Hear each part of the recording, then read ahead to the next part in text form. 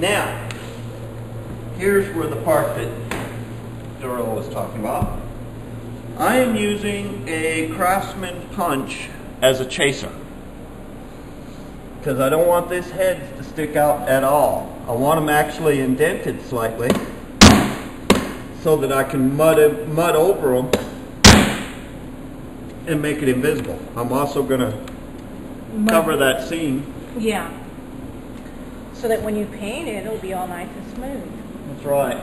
You'll never know I used a crappy old piece of wood. I'm going to do the nails on this side. If I can find them.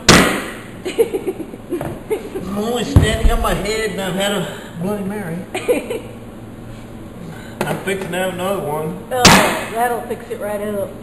That fixes everything. Alrighty then. Anyway, so therefore, it is now put in. The board. Looks pretty bad, doesn't it? Well, once you get the paint. I am actually going to make that board look like it belongs there. I'm going to make it fit in just like all the rest.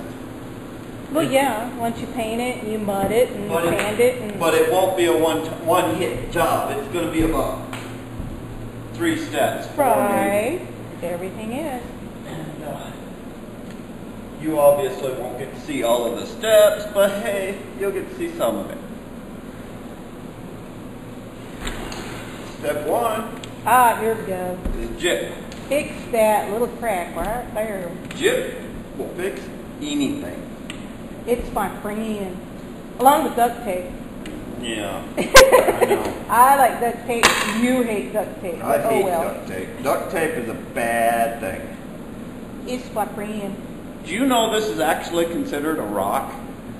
Okay. But that's too much. I don't want that much.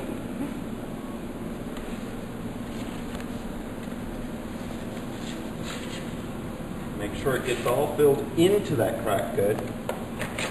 We're not just covering it, we're actually filling it. If I was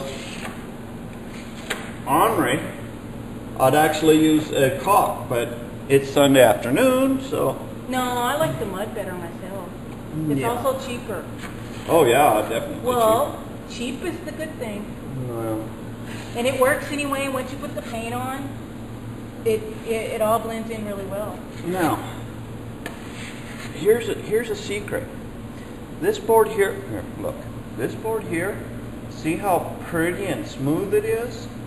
That's about 4 layers of high gloss paint. I know. Well, this is going to have over here 1 layer of a sealer and maybe 2 layers of paint. Or maybe 2 layers of sealer and 1 layer of paint. One never knows.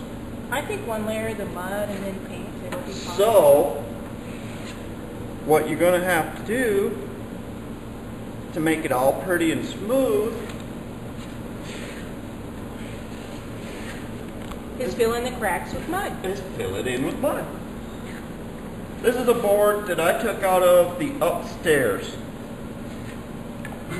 And like a typical man, I said, well, I'm going to throw that crap away. It's 70-year-old. It's nasty. And I have no use for old lumber. You know, you can't ever do anything with old lumber that you can do with new lumber. And somebody told me, oh no, keep it. If you don't use it in the house, I might find a use for it elsewhere. So I kept it. Guess what? I found a use for it in the house. Had to do a little trimming, had to do a little cleaning. I'm having to do a little faking. Well, it doesn't have to be that smooth. Once you get it painted, it'll be fine. Yeah, well.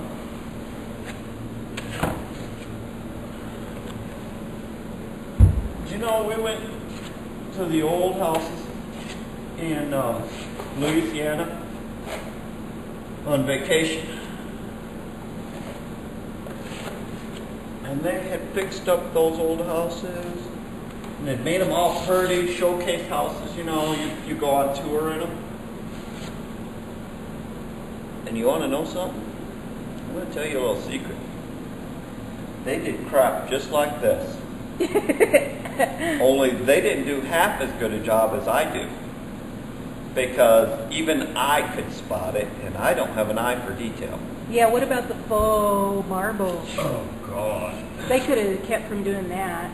No, actually, I was thinking about the faux wood grain on the door. Yeah, that was worse. That was horrible. I say if you're going to faux it, do it right.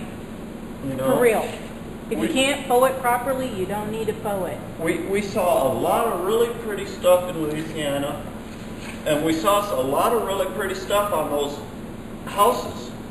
Those, what do they call them things? Plantation houses out in the... Yeah. The most of them got flooded now, and so, you know, they're not in existence anymore. But we saw a lot of pretty stuff in them. But we saw a lot of stuff that just even made us cringe. Because they didn't do it right, though. Because they didn't do it right. And it wasn't a matter of expensive. It was a matter of just doing the work. Properly.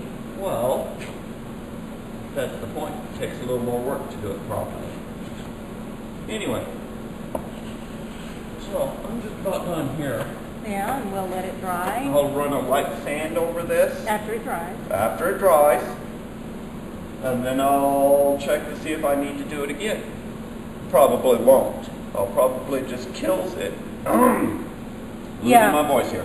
Do you need a good coat of kills? I'll probably just kills it so it's sealed. Yeah, one coat. Otherwise this wood grain will bleed right through. Right. And then we can paint it with the rest of the trim. And it'll be all fine. And nobody will ever know that there's a separate piece there. That's right.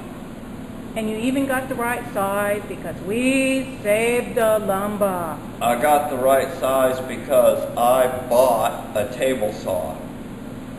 But you saved the lumber. I could have faked the right size out of any piece of lumber. You said. I had to cut it twice. I had to cut it both tall and wide. But I happen to have a piece of lumber from this original house, and I had it laying out there, all pretty stacked and neat, because somebody told me, don't throw away my wood. No, don't be doing that. I hate it when HGTV does that. That's what you get. Anyway. For being mean to me. Anyway, so that's it. This is it. We're done. Yeah, we're done for now. It's got to dry. Can you tell Zorilla had a Bloody Mary too? Nope. Okay. Okay, we're letting it dry. We will come back later.